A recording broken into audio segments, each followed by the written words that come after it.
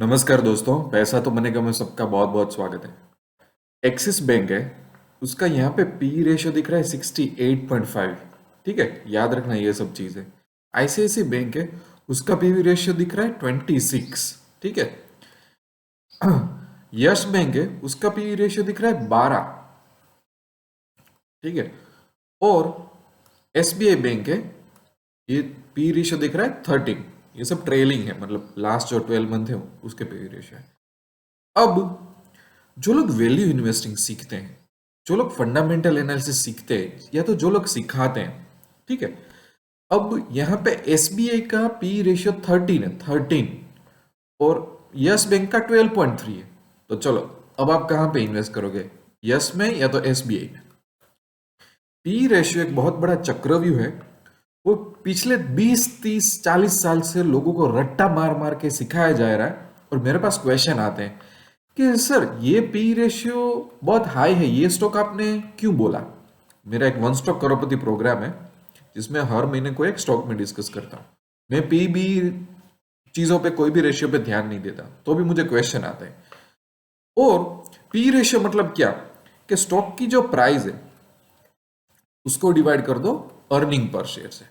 मतलब इसका मतलब क्या, किसी का पी रेशियो 10 है, तो मैं क्या बोलूंगा कि ये जो पर्टिकुलर स्टॉक है, जब वो 1 रुपए कमाएगा तो उसके लिए आपको 10 रुपए देने पड़ेंगे, अगर उसको आपको ओन करना है तो। कोई पी रेशियो 20 का है, मतलब वो जब 1 रुपए कमाएगा तो आपको 20 देना पड़ेगा। तो उस हिसाब से देखने जाए तो यहाँ पे एस बी आई 13 चल रहा है, और आईसीआईसीआई 26 चल रहा है, और एक्सिस बैंक तो 68 चल रहा है।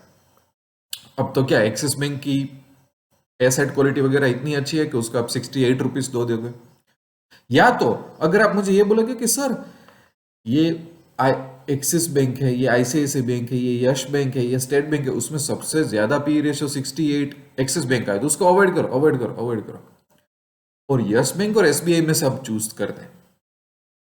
तो यहां पे सबसे बड़ी गलती क्या हो रही है, जो ज्ञान आपको दिया जा रहा है कि लो पी रेशियो होता है वो अंडर वैल्यूड शेयर होते हैं, इंट्रिंसिक वैल्यू वाले, वॉरेन बफेट वाले, बेन ग्रेहम वाले।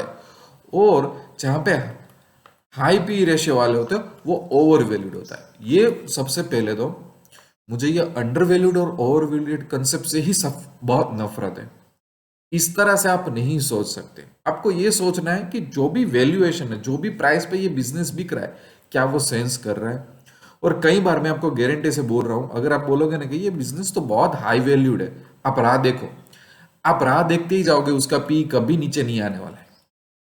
ठीक है, क्योंकि पी रेशियो क्या है, प्राइस डिवाइड बाय क्या है, अर्निंग पर शेयर। अब प्राइस होती है वो कौन सी प्राइस, तो मार्केट प्राइस होती है। अब मार्केट प्राइस किसके ऊपर डिपेंड करता है, सप्लाई एंड डिमांड, बायर और सेलर, मार्केट सेंटिमेंट्स के ऊपर डिपेंड करती है। ठीक है, ये बात होगी। अर्निंग पर शेयर, एक शेयर का अर्निंग अपने गिन के आते हैं, जो होता है टोटल कंपनी का अर्निंग कितना हुआ। वो अर्निंग पे क्या क्या चीज डिपेंड होती है, ऑपरेटिंग प्रॉफिट कैसा हुआ, नेट प्रॉफिट कैसा हुआ। अब नेट प्रॉफिट जब गिन रहे तो टैक्स कितना भरा, डेप्रिसिएशन कितना भरा, कौन सी कंपनी कौन सी अकाउंटिंग स्टैंडर्ड फॉलो कर रही है, क्या हुआ। अब मैं जब ऐसा करता हूं कि axis bank, ICICI bank, yes bank, SBI bank, तो भले अभी यस बैंक और एसबीआई बैंक पी के रेशियो से सेम लग रहा है, पर दोनों का एनपीए कैसा है, दोनों का एनपीए का मैनेजमेंट कैसा है, दोनों की प्रॉफिटेबिलिटी कैसी है, दोनों की लोन बुक कैसी है, दोनों का लोन में रिटेल और कॉर्पोरेट लोन का कितना एक्सपोजर है। और एसबीआई खुद एक पीएसयू है, जिसपे गवर्नमेंट का ज्यादा कंट्रोल रहता है, ना कि यश बैंक। ठीक है, और यश बैंक का अलग ही कोई क्राइसिस का, फ्रॉड का चक्कर चल रहा था।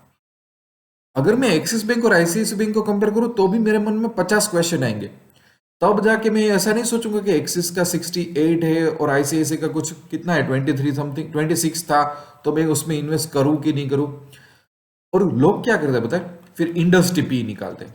बैंकिंग सेक्टर में इंडस्ट्री पी तो 20 चल रहा है। देखो यहाँ पे ना, इन लोगों ने बोला भी है एक जगह पे, देखो, high in industry, above industry mean. मतलब ये क्या है पता है कि अगर तुमको पूरे समुद्र में नहीं जाना है, एक्चुअली रिसर्च करने के लिए तो समुद्र में अंदर जाना पड़ता है, तब जाके सोना हमारे हाथ मिलता है। पर ऐसे नहीं जाना। समुद्र के किनारे बैठे बैठे ही जो लोग बातें करते हैं ना कि समुद्र में खजाना कहाँ पड़ा है मुझे तो मालूम होगा, ये वो लोग हैं कि समुद्र किनारे बैठ के वो अंदाजा लगाते हैं सब चीजों का। तो जो लोग समुद्र किनारे बैठते हैं ना वो पी रेशो जैसी चीज को मानते हैं, बोलते हैं। देखो मैं नहीं बोल रहा हूं कि ये गलत है, भूल जाओ इसके, इट्स गुड टू नो, ठीक है कैलकुलेशन है, कोई रेशियो बनाए, गुड टू नो कि इसका पी इतना है। बट मैं मेरी लाइफ के पैसे इसलिए नहीं डालूंगा क्योंकि पी रेशियो हाई है, या तो मैं मेरी लाइफ के पैसे इसलिए नहीं डालूंगा कि पी रेशियो लो है। ये दुनिया की सबसे बकवास आर्ग्यूमेंट, दुनिया की सबसे फुलिश आर्ग्यूमेंट होती है। मेहरबानी करके ये रेशियोस के चक्कर में मत आना। इसका मतलब नहीं है कि रेशियो बुरा है, रिटर्न ऑन इक्विटी के रिटर्न ऑन कैपिटल, ये सभी चीजें ठीक है, अच्छी है, मैं भी यूज करता हूं, but that is to okay understand कि क्या हो रहा है।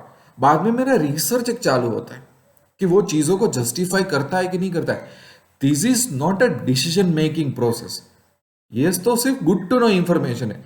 ये जो मैं समझा रहा हूं एग्जांपल देकर, ये खास ध्यान रखना है, ऐसे चक्करों में बिल्कुल मत पड़ना है। इसलिए मैं इसको बोलता हूं कि पी रेशियो है ना, वो एक चक्रव्यूह है।